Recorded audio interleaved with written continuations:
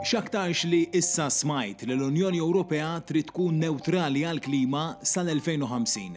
Fi kliem sempliċi, l-Unjoni Ewropea trid li l-gassijiet serra magħrufa bħala CO2 li bħalissa tnitfgħu fl-atmosfera u li qed jikkawżaw it-tibdil fi-klima jiġu assorbiti kollha b'azzjoni konkreta u dan irid isir ukoll b'tibdil fil-liġijiet eżistenti biex din it-tranzizzjoni ekoloġika issir tas-sew realtà.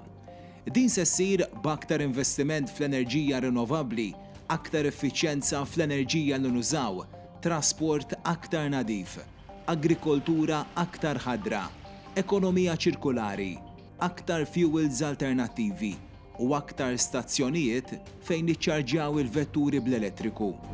We know, for example, that our current fossil fuel economy has reached its limits.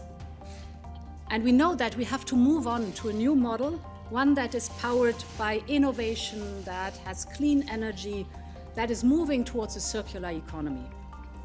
And this is why we set out to make the climate goal not only a political aspiration, but also a legal obligation.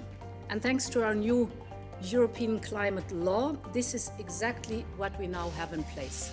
Il-pakkett Fit for 55 jew aħjar lesti għal-mira ta' 55% huwa set ta' liġijiet ġodda u emendi għal-leġiżlazzjoni eżistenti tal-Unjoni Ewropea, maħsub biex jgħin l-Unjoni Ewropea tnaqqas l-emissjonijiet ta' gassijiet serra netti mill-inqas 55% sal-2030 meta mqabbla mal-1990. So I believe we now have a package that can take us to our goal, which is now a legal obligation of reducing our emissions with at least 55% by 2030, which will set us on a path of climate neutrality by 2050. As the President has said, there is no time to waste. Din il-ġimgħa mistenni seħħ żvilupp importanti f'dan ir-rigward għaliex il-Parlament Ewropew se jivvota fuq 8 proposti leġislattivi bħala parti mill-bidliet li jridu jsiru biex il-Patt Ekoloġiku Ewropew, il-European Green Deal,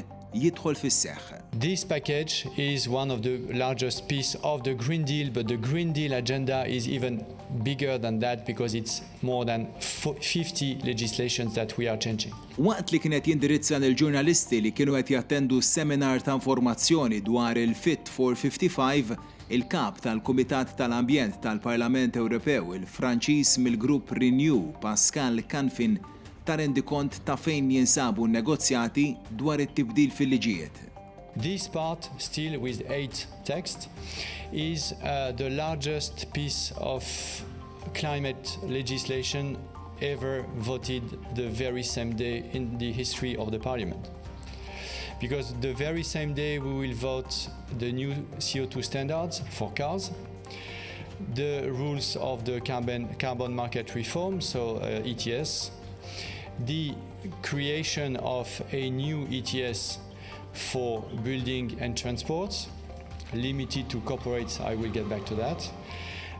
The creation of a carbon border adjustment mechanism, which is a global first.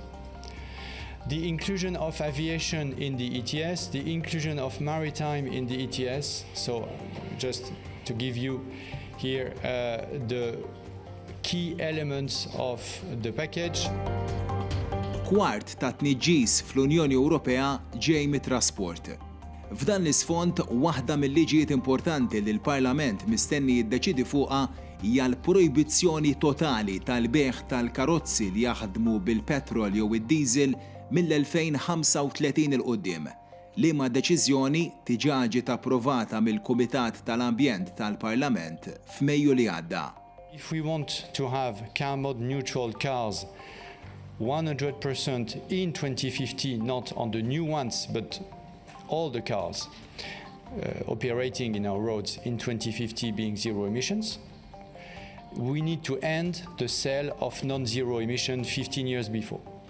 Kumpaniji tal-karozzi bħal Volkswagen diġà ħabbru li se jwaqfu l-beħ tal-karozzi li jaħdmu bil-petrol jew id-diesel fi żmien 13 sena oħra, waqt li gruppi oħrajn mill-industrija qegħdin jargumentaw li l-miri ambizzjużi tal-Unjoni Ewropea jistgħu jintlaħqu biss jekk ikun hemm infrastruttura kbira fejn jiġu ċċarġjati l-vetturi li jaħdmu bl-elettriku.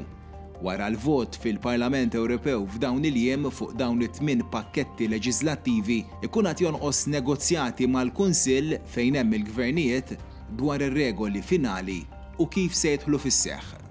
Get to -55 in 2030 and climate neutrality in 2050, humanity has a fighting chance because the rest of the world is watching us, is following us, and is really looking towards us for the best examples to get us there. Thank you.